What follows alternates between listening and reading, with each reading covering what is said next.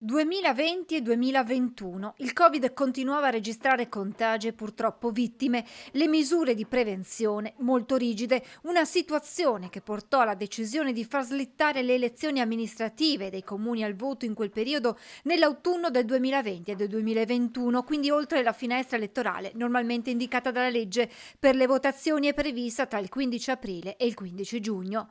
Per queste amministrazioni locali sono arrivate ora importanti novità con una proroga di 6 mesi per il ritorno alle urne. Significa che i comuni nei quali si era andato a votare nel settembre 2020 saranno chiamati nuovamente ad esprimersi per il rinnovo del sindaco e del consiglio comunale nella primavera del 2026, mentre quelli andati al voto nell'ottobre 2021 torneranno ai seggi nella primavera 2027.